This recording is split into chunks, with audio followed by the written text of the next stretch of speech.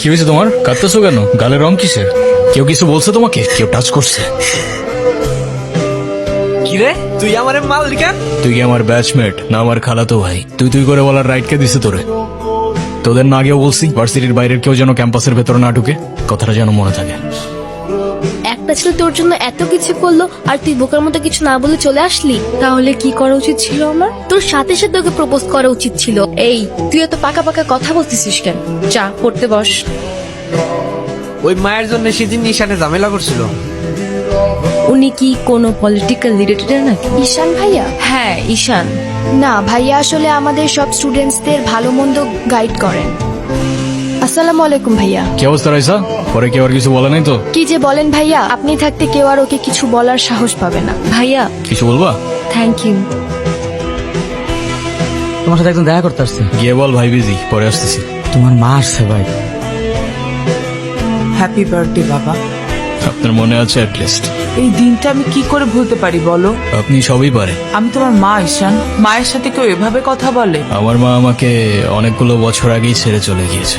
আমি তোমাকে ছেড়ে যাইনি। মনে করিয়ে দেওয়ার প্রয়োজন নেই, আমি ভুলিনি। আমি আপনার আঁচল ধরে বারবার বলছিলাম, মা আমায় ছেড়ে যেও না। আপনি আমায় ধাক্কা দিয়ে দূরে সরিয়ে বলেছিলেন যেন আমি আপনার পিছনে আসি। তারপর আমি তো কখনো আসিনি, তো আপনি কেন বারবার চলে আসেন? আমি তোমাকে না দেখে থাকতে পারি না বাবা, আমি তো শুধু তোমার জন্যই আসি। সরি, আপনি অনেক বেশি লেট করে ফেলেছেন। আর এমনিতেও আপনাদের জন্য আমার আর কোনো ইমোশনস কাজ করে না। তুমি ওনাকে বলো নাই তোমার সাথে যেন আর দেখা না করে? ওনাকেও বলছি আর আপনাকেও বলছি, আমাকে আমার মতো থাকতে দেন। কেন কল করেন বারবার? আমি তোমার বাবা। যখন দরকার ছিল তখন তো কেউ ফিরেও তাকাননি আমার দিকে। উনি কি বলতে চায়? কেন এসেছিল? আজকে আমার বার্থডে। সরি বাবা, আমি আসলে কাজের জন্য ভুলে গিয়েছিলাম যে আজকে তোমার বার্থডে। আমার জীবনে দুইটা জিনিস খুব অপছন্দ জানেন, এক আপনার টাকা আর তুই আমার মায়ের ভালোবাসা।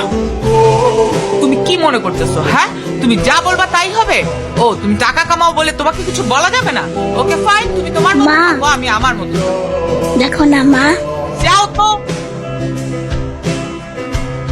কি রে, কি হইছে? আমার মনে হচ্ছে তুই ঈশান ভাইয়ের সাথে দেখা করতে চাচ্ছিস। আমি ভার্সিটিতে পড়াশোনা করতে যাচ্ছি, এইসব করতে না। আমার কি মনে হয় জানিস, ঈশান ভাইয়া তোকে পছন্দ করে। তোকে তো এসে বলে গেছে তাই না? বুঝি তো সব, আর বলা লাগবে না। এই শোন, তুই না ঈশান ভাইকে প্রপোজ করে দে। তুই যাবি এখান থেকে নাকি আমি কে ডাক দিব? বলে দিস কিন্তু, বেশি দেরি করিস না। আচ্ছা, ওরা যে প্রপোজ করবো যদি না করে দেয়? আপনি হলেন চেয়ারম্যান স্যারের ছেলে। এই ভার্সিটিতে এমন কোন মেয়ে আছে আপনারে মানা করব? ভাই বলে দেন তো, পরেরটা পরে দেখা যাইব। I love you.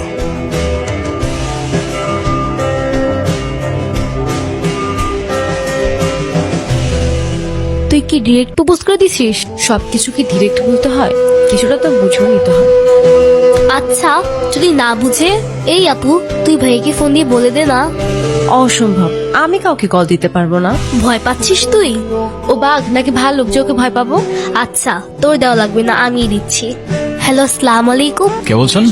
ভাইয়া, আমি তিথি। আপু কি যেন আপনাকে বলবে। কি বলবো আমি? কালকে কি আপনি ভার্সিটিতে আসবেন? এটা বলতে কল দিছো? না মানে কালকে কি দেখা করতে পারবা? ঠিক আছে।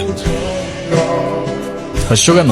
নাম কি ওর? মৌগলি, আমার একমাত্র বিশ্বস্ত বন্ধু। এত মানুষ থাকতে কুকুর কেন? কারণ ওরা মিথ্যা বলে না, ধোকা দিতে জানে না, আর ওদের জন্য এতটুকু করলেও না সারাটা জীবন কৃতজ্ঞ থাকে। আপনি নিজেকে যেমন দেখান, আপনি আসলে এরকম না। কেমন দেখাই আমি? এই যে মনে হয় নিজেকে নিজের থেকে লুকিয়ে রাখছেন। নিজেকে নিজের থেকে লুকিয়ে যদি একটু ভালো থাকা যায় সেটাই বেটার অপশন। আপনারা তো কষ্ট কিসের? জেনে কি করবা? বলে দিলে তো আর কমে যাবে না, তাই না?